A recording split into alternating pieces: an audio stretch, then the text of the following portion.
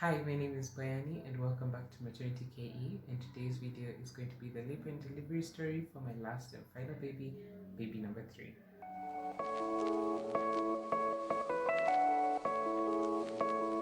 Pregnancy, I did a lot of things differently. One was I did a lot of research and a lot of homework, and I did attend a Lamaze class, which I would highly recommend to any expectant mother out there. Please, please, please, please attend a Lamaze class. I also used hypnobirthing. It is something I found as I was scouring YouTube and looking at women who are doing their home deliveries and who are so calm and barely seemed to be in any form of pain. And I was like, that is the kind of labor delivery that I want. And so I did find one hypnobirthing book from Audibles, which I will link in the description box below.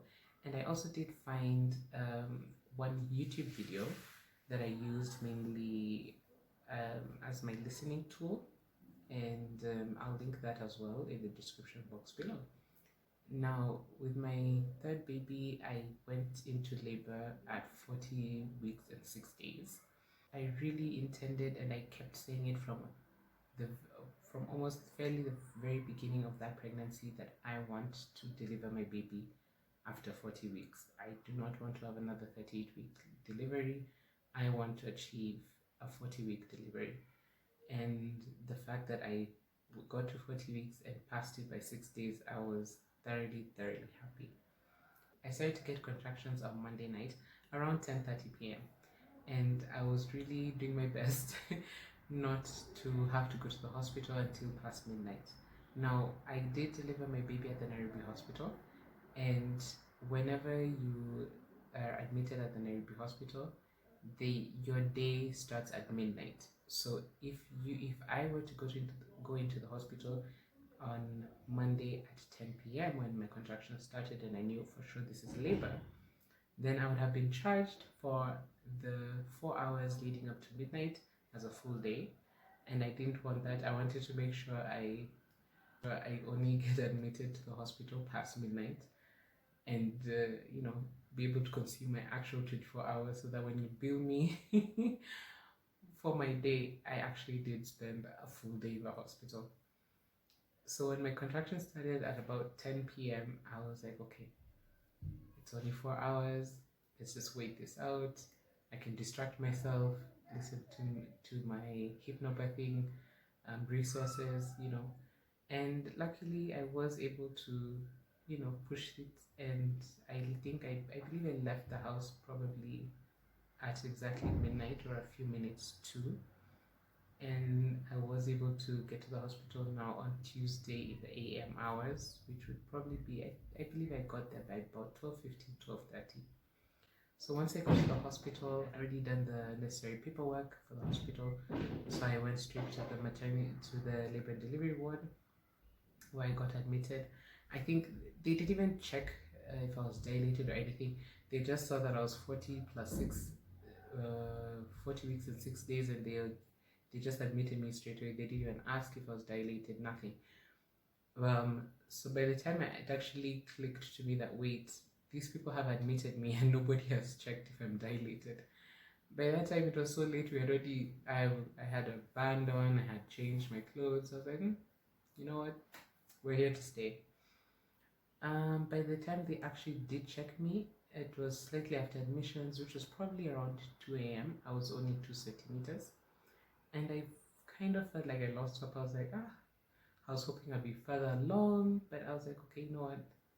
It is what it is, but I know for a fact I'm in labor. I knew it. I knew with every fiber in my being I was in spontaneous labor. So I was like, okay, let's just, kind of write this out, see how it goes. So I just did my best to get the room as dark as possible, switch off as many lights as I could, put on my hypnobirthing resources, listened to that, and just slept. So the night went fairly well. The nurses came to check on me about between 7 and 8:30 in the morning. And when they checked me, I was 4 centimeters, and I was so happy. Just the fact that I did dilate a bit further, I was just very excited. They were like, okay, that's good.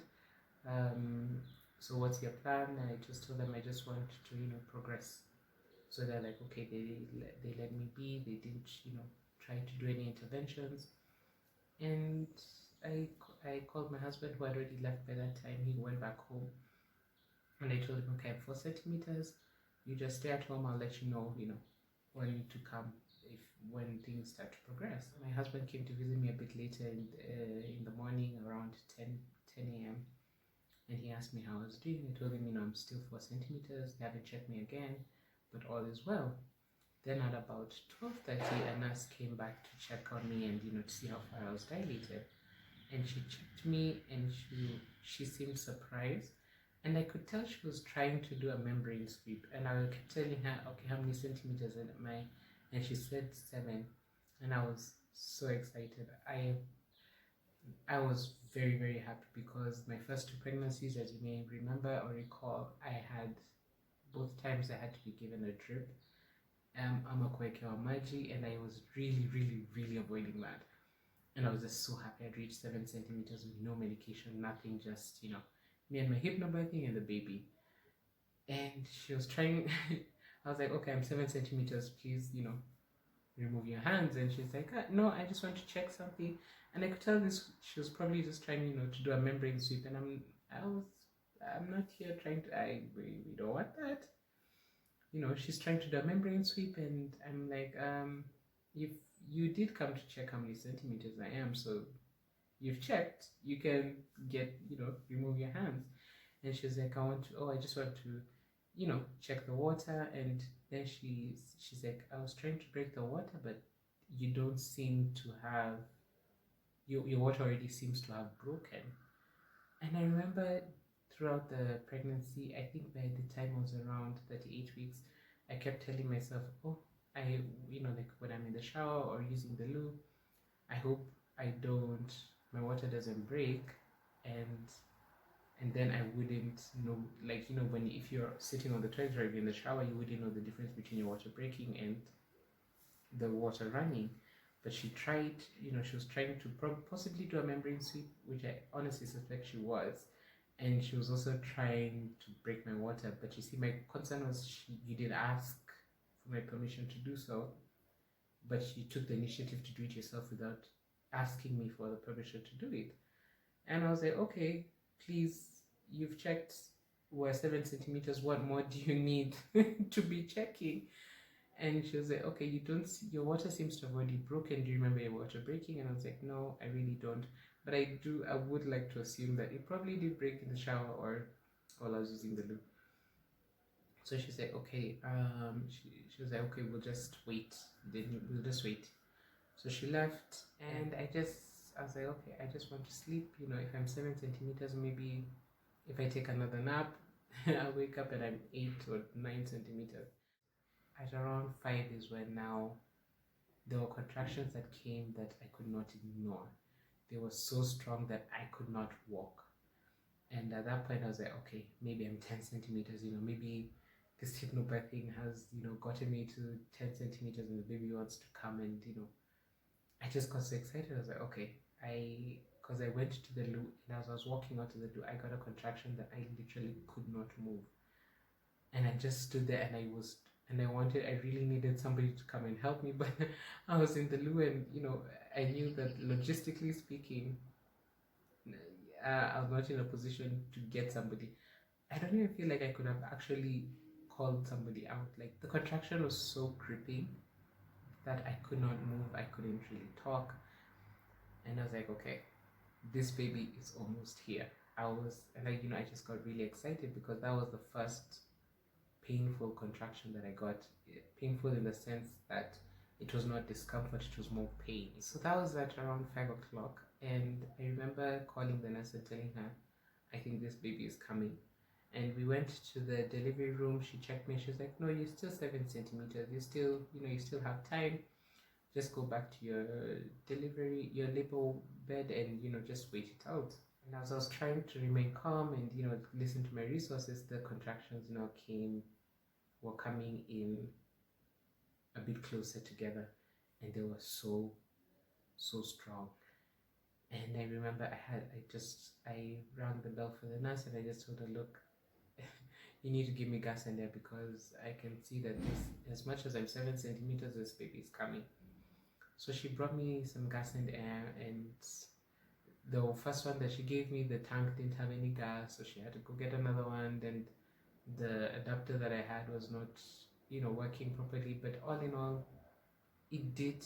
I feel like it really, this time round, the gas and air was more helpful than the first time round, mainly because my contractions were not so close together. But it's still, I feel like the promise that gas and air is a pain reliever really might be a bit far-fetched. The way I experienced it, I felt like it was not as relieving as I would have hoped for it to be. That being said, I did have contractions from about 5 p.m. all the way to about 7:10 p.m. And by 7:10 it was was at the point at which now they moved me to the delivery room because my contractions were getting really, really strong. So at 7:10 p.m. I was moved to the delivery room, and when I got there, I really needed to pee, and I knew for a fact I couldn't even stand up and walk to go to the toilet, and I was like, okay, I need to pee, can somebody just help me, I need to pee, and they're like, just pee. I was forced to just pee on the delivery bed because I couldn't go to the toilet, I want to pee, and they just like, just pee. I need to just pee. So I did have to pee. And when the doctor walked in, he asked, oh, your water broke? I'm like, no, my water broke way before we even knew it broke. That's just pee. Soon after the whole peeing ordeal, I just tried to push. I felt like I just need to push. But instead of really feeling like the baby was coming out, it was what they call the baby's twin. Now, if you don't know what the baby's twin is, the baby's twin is poop. When you deliver your baby, you will poop as well. So mine came out poop first, baby later. So I started to poop, and the doctor came in and he asked me, so how are you feeling? And I told him, you tell me, because I'm pooping on myself. And he just laughed and he was like, okay, we're ready then. And the process started. So after the baby's twin came out, the doctors asked me to start pushing, and I remember the nurse came in and she told me, oh, we also need to give you an IV tube that will help you ensure that when you deliver the baby, your uterus is able to contract. It will help with the contraction, with you delivering the baby and contracting your uterus. And I kept refusing, and I was like, no, I don't want an IV. I mean, my whole purpose of this delivery was to make sure I have an unmedicated, unassisted delivery. And she was like, no, it will just help, with contracting your uterus and also help you push the baby out. And I was like, this baby is already coming out. Whether you give me that drip or not, it will take 20 minutes to work. Within that time, the baby is already delivered. So why do we need the IV? But my support system who were in the room with me, they're like, no, just do what the nurse is telling you. Just do what the nurse is telling you. And all this is happening while I'm having very, very painful contractions. So I'm there, handing her my hand, holding up my leg with the other hand, trying to push out the baby. And, women and multitasking. I was able to make her fists, and she was able to put in an IV line for me. I held my leg and I continued to push while all at the same time. Women know how to multitask. We know how to multitask. We started working on the baby. And I pushed, I was being told, okay, now you can push, just push. And I pushed and the head came out, a bit of relief, but still strong contractions. Then he told me, okay, the head is out, now you need to push the baby, the shoulders out, and they kind of got stuck. With the help of the doctor, he maneuvered the shoulder. I was able to then push immediately. While he was manipulating, I pushed, and the baby's shoulders were able to come out. And then after that, the baby was delivered, and just such relief. And I remember he put the baby on me, like, oh, now you can, here's your baby. And I was so exhausted that I felt the baby on me. My eyes were closed, and And then could just feel the baby start to roll. And they're like, hold the baby, hold the baby. And I'm like, I can't. Like, I was trying to lift my hand to hold the baby and I just couldn't. I was exhausted. So they had to hold the baby for me. They cut the umbilical cord and, you know, now they just massaged my tummy. And yet again, beautiful placenta delivery, no pushing from my end. The doctor did check me, and despite the fact that my last baby was my biggest baby, I did not tear a single bit, and subsequently I did not need any stitching. So I delivered baby number 3 at 7:38 p.m. weighing a whopping 3.68 kilograms. I want to thank you so much for listening to my labor and delivery stories. If you may have missed the first or second one, I will link them in the description box below.